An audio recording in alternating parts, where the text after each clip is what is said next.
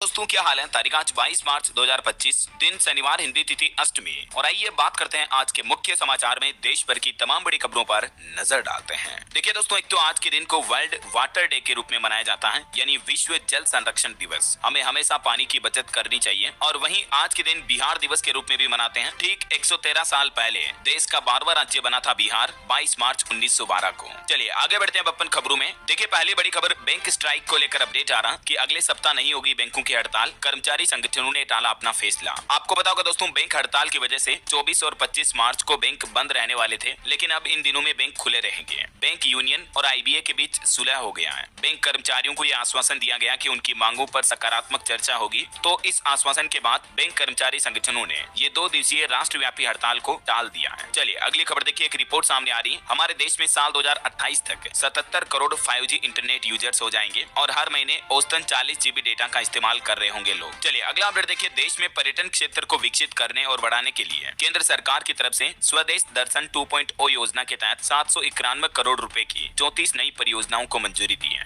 केंद्रीय संस्कृति मंत्री ने पर्यटन मंत्रालय की इस फैसले के बारे में जानकारी दी। चलिए अगली खबर देखिए। अगस्त 2026 के बाद दिल्ली में पेट्रोल 2 व्हीलर पर भी रोक लग जाएगी। दिल्ली सरकार का प्लान है 2 व्हीलर गाड़ियों में भी इलेक्ट्रिक गाड़ियों की संख्या को बढ़ाया जाएगा और 13,200 से ज्यादा ई व्हीकल चार्जिंग स्टेशन भी बनाए जाएंगे। प्रदूषण पर रोक लगाने के लिए दिल्ली सरकार ये प्लान कर रही है। 2026-27 तक राजधानी में 95 से 98% गाड़ियां इलेक्ट्रिक होगी। चलिए अगला अपडेट आ रहा दोस्तों। ऑनलाइन अश्लील सामग्री पर केंद्र सरकार सख्त हुई। अब एक नया नियम लागू कर दिया। 24 घंटे में सोशल मीडिया प्लेटफॉर्म से गंदे वीडियो या अश्लील सामग्री जैसे फोटो वीडियो को हटाना होगा। और अगर समय पर शिकायत का निपटान नहीं हुआ तो सोशल मीडिया कंपनियों पर एक्शन लिया जाएगा, जुर्माना भी लगाया जाएगा। ओटीटी प्लेटफॉर्म पर भी अनुचित सामग्री को बच्चों की पहुंच से दूर रखने का निर्देश दिया है। केंद्र सरकार ने अपने IT एक्ट 2000 में ये कुछ प्रावधान किए हैं। अब social media, Facebook, Instagram, Twitter पर किसी भी व्यक्ति के निजी हिस्से को दर्शाने वाली फोटो को हटाना पड़ेगा। इलेक्ट्रॉनिक्स और IT मंत्रालय की तरफ से सख्त निर्देश जारी किए गए हैं। चलिए खबर आ रही है, महाराष्ट्र सरकार आगरा में छत्रपति शिवाजी महाराज का म्यूजियम बनाएगी। यहाँ के कोठी मीना बाजार में औरंगजेब ने मराठा योद्धा को नजरबंद किया था।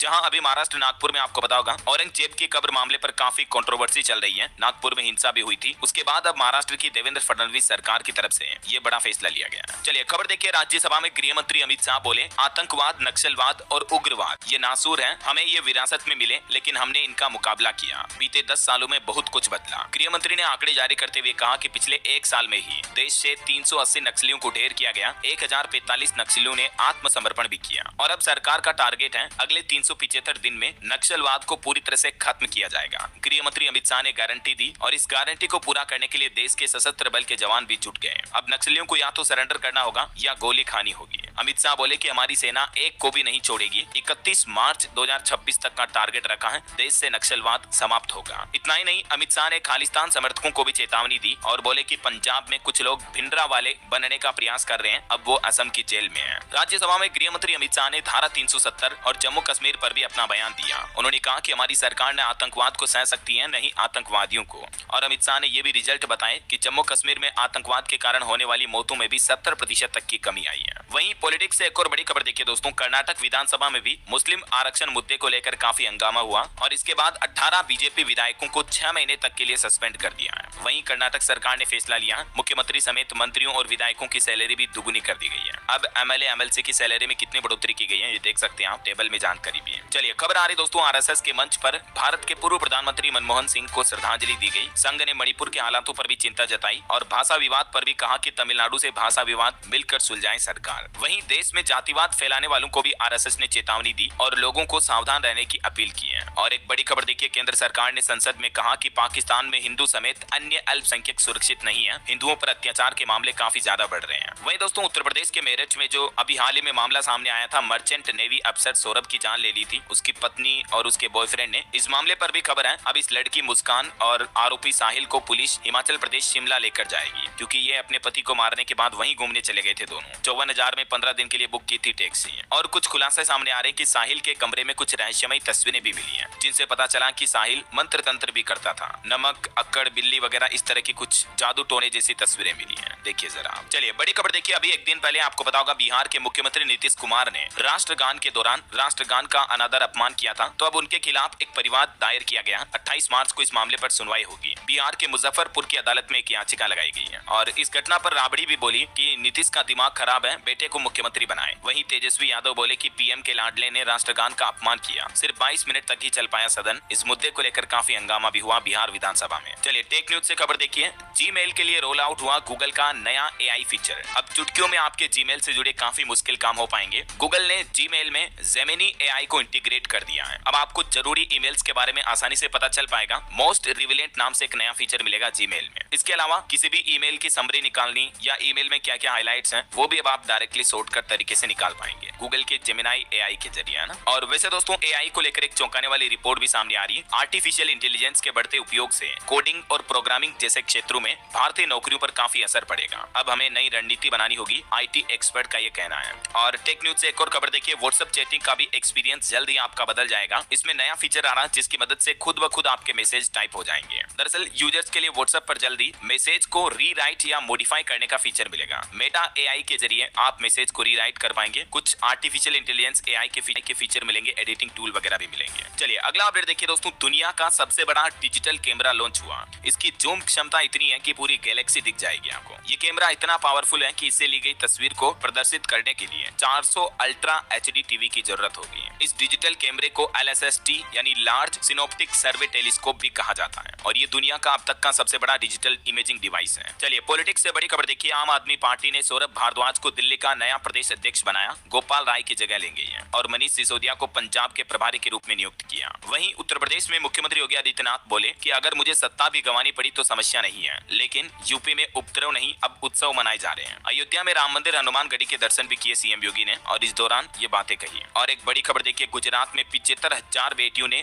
वर्ल्ड रिकॉर्ड बनाया। एक ही जगह एक ही समाज की बहनों ने सामूहिक रास से Guinness book of world record में अपना नाम दर्ज कराया। ये तस्वीरें देख सकते हैं आप, जितना भी लाल लाल दिख रहे हैं आपको, ये सब लड़कियां हैं। गुजरात के अहमदाबाद जिले के धालेरा में ठाकरधाम प्राण प्रतिष्ठा महोत्सव के दौरान 75,000 बेटियों ने पारंपरिक तरीके से सामूहिक ऊडो डांस किया। और वहीं आपको एक मोटिवेशन प्रेरणा देने वाली खबर बताता हूँ। देखिए राजस्थान की ये 93 साल की दादी जिसने 3 गोल्ड मेडल जीते हैं। एथलेटिक्स में ये धावक बनी। 100 मीटर रेस में घाघरा और ओढ़नी में इन्होंने अपनी दौड़ पूरी की। जख्मी पैरों से 45 सेकंड में जीती रेस। और उम्र तो देखिए जरा, इनकी उम्र अभी 93 साल है। वो कहते हैं ना कि उम्र केवल नंबर होती है, जज्बा, हिम्मत और हौसला चाहिए। इसका साक्षात जीता जागता उदाहरण है ये दादी। इनका नाम है पानी देवी। आज भी ये नियमित रूप से दौड़ने की प्रैक्टिस करती हैं, अपने गाय भैंसों का काम भी करती हैं। गोला फेंक और दौड़ लगाने में एथलेटिक्स में माहिर है ये। वाकई में ऐसी दादी को कोटि कोटि प्रणाम। चलिए खबर आ रही है। हरियाणा के मुख्यमंत्री को प्रधानमंत्री नरेंद्र मोदी ने नया टास्क दिया। अब राज्य में जल शक्ति कैंपेन का 6ठा वर्जन शुरू होगा। 500 गाँव के ग्राउंड वाटर रिचार्ज का टारगेट फिक्स किया है। और वहीं महाराष्ट्र के नागपुर हिंसा मामले पर भी खबर आ रही है। अब नागपुर दौरे पर जाएंगे मुख्यमंत्री देवेंद्र फडणवीस। कोर्ट ने 17 आरोपियों को 22 मार्च तक पुलिस कस्टडी में भेजा है। मुख्यमंत्री ने कहा कि जिम्मेदार लोगों को बख्शा नहीं जाएगा। और दोस्तों भारत को लेकर एक चौंकाने वाली रिपोर्ट देखिए कि भारत से ज्यादा खुश पाकिस्तान और नेपाल के लोग हैं। वर्ल्ड हैप्पीनेस इंडेक्स में फिनलैंड देश दुनिया का सबसे खुशहाल देश घोषित हुआ, जबकि अफगानिस्तान देश सबसे नीचे रहा। दुनिया में खुशियों के मामले में ये रिपोर्ट जारी हुई है। समझ रहे हो, मतलब देश के विकास, तरक्की, रिसोर्सेज या गरीबी अमीरी के मामले पर ये रिपोर्ट नहीं है, बल्कि किस देश के लोग कितने ज्यादा खुश हैं, हैप्पीनेस कितनी है लोगों में। बाकी तो जैसे हमारा पड़ोसी देश पाकिस्तान भारत से भी ज्यादा गरीब है, उनके पास रिसोर्सेज संसाधन काफी कम है, डेवलपमेंट कम है, लेकिन उसके बावजूद भी वहाँ के लोग भारत से ज्यादा खुश है, हैप्पी है। मतलब वो कहते हैं ना हैप्पीनेस, जो अंदर से खुशी आती है ना, वो पैसों से नहीं मिल सकती है, वो किसी भौतिक चीजों की लग्जरी से भी नहीं मिल सकती है। ये रिपोर्ट बिल्कुल जीता जागता उदाहरण है इन बातों का। भारत के हैप्पीनेस के मामले में रैंकिंग 118 जबकि पाकिस्तान की 109 है, नेपाल की 92 है। कुछ और डिटेल आप देख सकते हैं ना। और वैसे दोस्तों भारत के युवाओं को लेकर भी एक रिपोर्ट सामने आ रही है कि भारतीय युवा देशभक्त तो हैं, लेकिन राजनीतिक दलों पर भरोसा नहीं करते हैं। 69% युवा पॉलिटिक्स से पूरी तरह दूर हैं। 81% लोगों की पहली पहचान भारतीय होना ही है। वॉइस फॉर इंक्लूजन सर्वे के आधार पर यह लेटेस्ट रिपोर्ट तैयार की गई। चलिए किसान आंदोलन से जुड़ी कुछ बड़ी खबरें देखिए दोस्तों। अब हरियाणा पंजाब का खनौरी बॉर्डर पूरी तरह से खुल चुका है। किसान आंदोलन के चलते 13 महीने से ये बॉर्डर बंद था और शंभू खनौरी बॉर्डर पर जो किसानों के तंबू, टेंट वगैरह पर बुलडोजर चलाया गया। यहाँ आंखों देखे लोगों की दास्तान देखिए। लोगों का कहना कि किसानों को पुलिस कार्रवाई की भनक तक भी नहीं थी। टेंटों में लाइटें जल रही थी, किचन में खाना बन रहा था, तभी पुलिस ने कार्रवाई करना शुरू कर दिया। हालांकि कहीं न कहीं देखा जाए दोस्तों तो 13 महीनों से जो ये बॉर्डर बंद थे, इससे काफी उद्योग धंधों को नुकसान हुआ। पंजाब के कारोबारियों का कहना कि किसान आंदोलन की वजह से 20,000 करोड़ रुपए डूबे। उन्होंने ये भी दावा किया कि 60% हमारा कारोबार घटा, कई सारी तो इंडस्ट्री ही बंद हो गई, जबकि हरियाणा को 4 गुना फायदा हुआ। तो अब आखिरकार पंजाब में मुख्यमंत्री भगवंत मान की अगुवाई वाली आम आदमी पार्टी ने किसानों पर सख्ती दिखाते हुए 13 महीने से बंद पड़े शंभू और खनौरी बॉर्डर को पुलिस की मदद से खुलवा दिया है। हालांकि इस कार्रवाई के दौरान कुछ किसान नेताओं को गिरफ्तार भी किया गया, तो ये मामला अब काफी तुल पकड़ रहा है। पंजाब के डीजीपी से हाईकोर्ट ने स्टेटस रिपोर्ट भी मांगी। चलिए अगली खबर देखिए। बीते 3 सालों में कितनी बार विदेश दौरे पर गए हमारे देश के प्रधानमंत्री नरेंद्र मोदी और उनकी इन विदेश यात्राओं पर कितना खर्च आया, तो इसका हिसाब किताब लेखा जोखा भी सरकार ने आंकड़ों में जारी किया। पीएम मोदी ने 38 विदेशी दौरों पर 258 करोड़ रुपए खर्च किए, जिनमें सबसे महंगी अमेरिका की यात्रा रही, जिस पर 23 करोड़ रुपए की लागत आई। बीते 3 साल में दुनिया भर में 38 विदेशी दौरे किए पीएम मोदी ने, जिन पर तकरीबन 250 करोड़ का खर्चा आया। और अंतर्राष्ट्रीय मामले से जुड़ी एक बड़ी खबर देखिए दोस्तों। ब्रिटेन की राजधानी लंदन में पावर स्टेशन में आग लग गई। उसके चलते देश का सबसे बड़ा एयरपोर्ट बंद हो गया। यहाँ की 1300 फ्लाइट्स रद्द की गई, लाखों यात्रियों का सफर अटका, हजारों घरों की बिजली भी गुल हो गई। बीते दिन लंदन में यह हालात हो गए थे। और भारतीय मामलों के चलिए अगला अपडेट आ रहा। भारत का रिकॉर्ड तोड़ कोयला उत्पादन रहा और पीएम मोदी ने भी इसकी सराहना की। भारत ने 1 बिलियन टन कोयला उत्पादन का ऐतिहासिक मुकाम हासिल कर लिया है। यानी भारत का कोल प्रोडक्शन 1 अरब टन के भी पार पहुंच चुका है और इससे हमारे देश को 42,315 करोड़ रुपए की बचत भी हुई है। तो इस पर पीएम मोदी ने भी खुशी जाहिर की। और भारतीयों की हेल्थ को लेकर भी एक चौंकाने वाली रिपोर्ट देखे दोस्तों। भारत में किडनी डिजीज के मामले 16% तक बढ़े हैं और वैज्ञानिकों और एक्सपर्ट डॉक्टर्स का कहना है कि लोगों की रोज की 10 गलत आदतें उनकी किडनी को खराब कर रही हैं। किडनी हमारे शरीर का एक अभिन्न अंग है, महत्वपूर्ण अंग है, जो फिल्टर मशीन की तरह काम करता है, खून को साफ करता है। लेकिन ये 10 बुरी आदतें जो कि किडनी को डैमेज करती हैं, जिनमें देख सकते हैं आप कुछ जरूरत से कम पानी पीना, जरूरत से ज्यादा नमक खाना, फास्ट फूड ज्यादा खाना, सिगरेट शराब का सेवन करना, एक्सरसाइज न करना और रोज 7 घंटे से कम नींद लेना, ज्यादा चीनी मीठा वगैरह खाना। इन वजहों से हमारी किडनी जल्दी खराब होती है, समझ रहे हो। तो इन बुरी आदतों को सुधारें, आज ही छोड़ें।